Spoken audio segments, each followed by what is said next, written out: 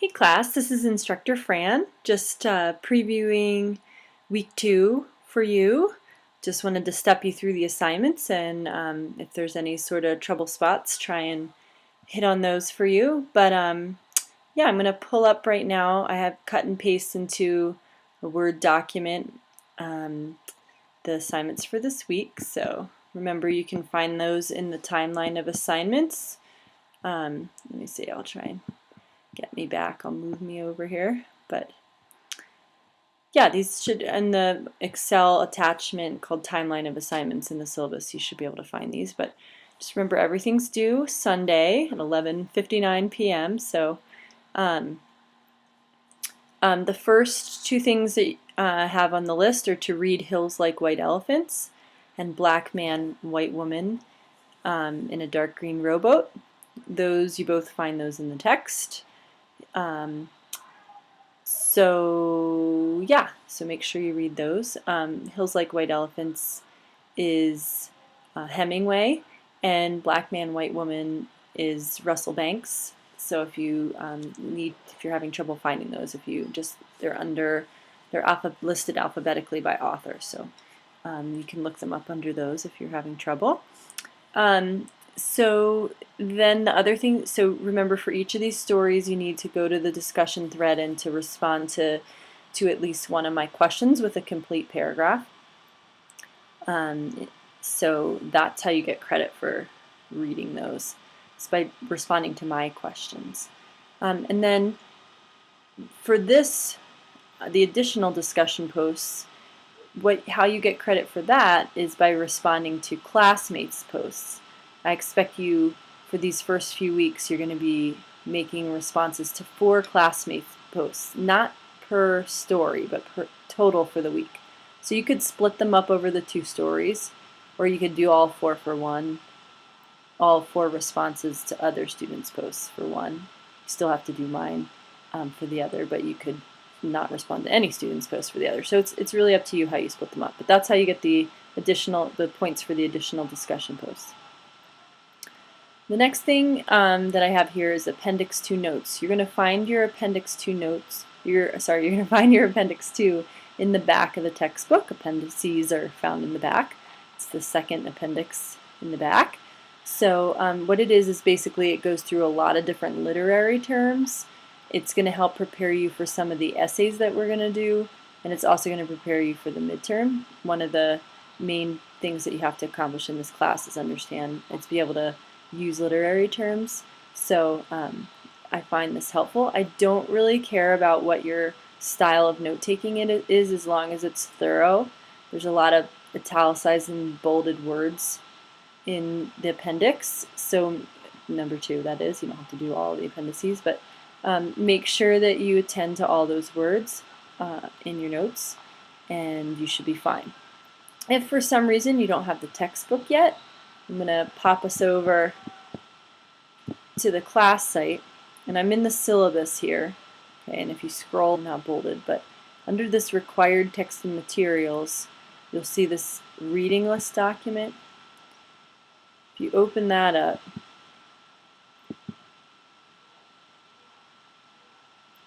wait for it to open here. Okay, so I have some disclaimers about why you should buy the textbook, but I have a list of links that at one point worked for this various stories. I'm not sure if they still do. So, so remember, you're still responsible for reading all of them. That's why I suggest you get the textbook. But like I said, if for some reason you don't have it yet, down at the bottom here I have Appendix 2. Read the quote below and define all the literary terms listed below the quote. So I want you to read this quote by David Foster Wallace. Okay. You don't have to take notes on the quote.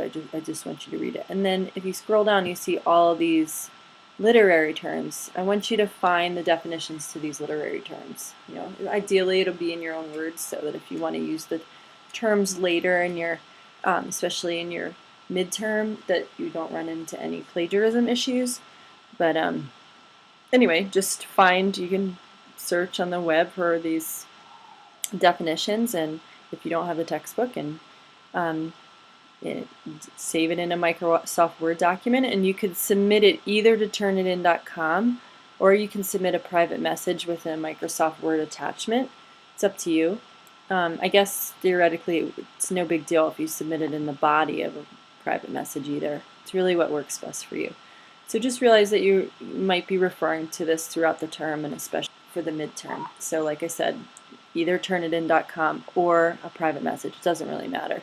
You know, if you get a high match of on like the plagiarism on the Turnitin.com, I'm not going to really stress about it because they're definitions. So just like I said, just make an effort to put it in your own words.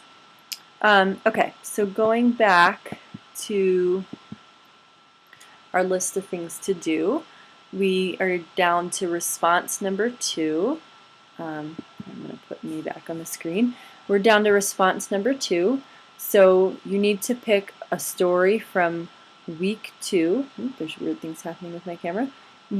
Pick a story from week number 2 to write your response. And the response will be the same style as week 1. Do pay attention to, what is going on with my camera? Do pay attention to the word count. You need to have a word count, and that's for the class to be properly accredited. Okay, next thing is grammar. On the assignment tests and surveys section, you should see a grammar quiz. So make sure you read. Here, I'll go over to the class site and we can look at the modules. There's modules for grammar.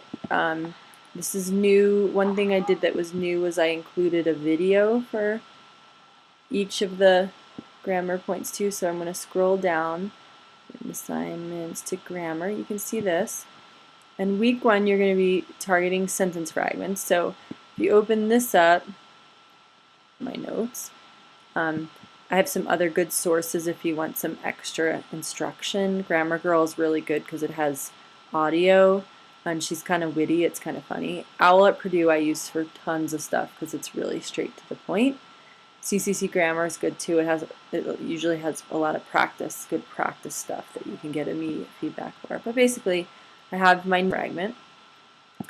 And then something that's relatively new is I now have some videos too. So if you can watch this funny, Shmoop has these funny videos, but they're on point, so you can watch this little video about fragments too if you'd like. So then once you've read the module or watch the video and you feel good about fragments, then you'll go to the assignment, test, and survey section. And I don't know, your view is going to be a lot to see sentence fragments quiz, and you're going to want to take that.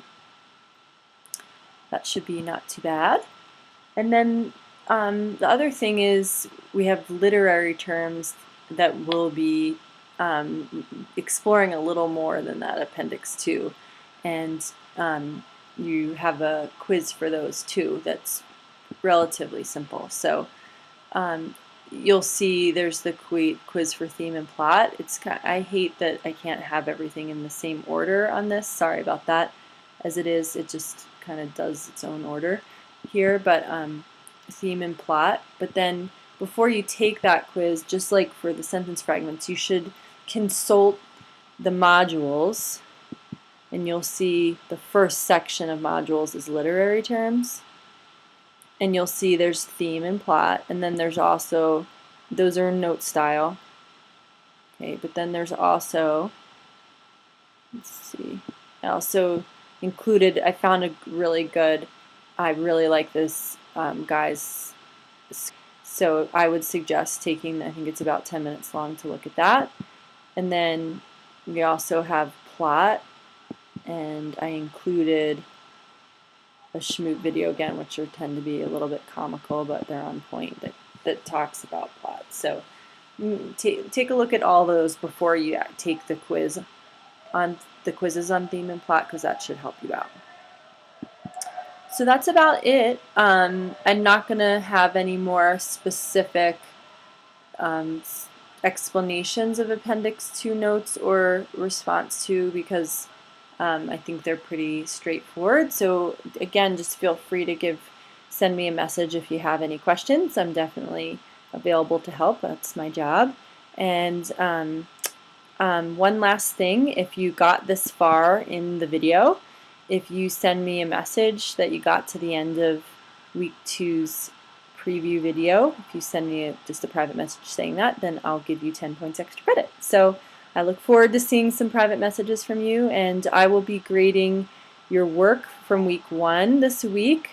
I give myself a due date, so I will have it done by, so just I'll post an announcement when I get grades done so that you can see it. Just I kind of will do it piecemeal little by little. So yeah, great working with you and have a fantastic week.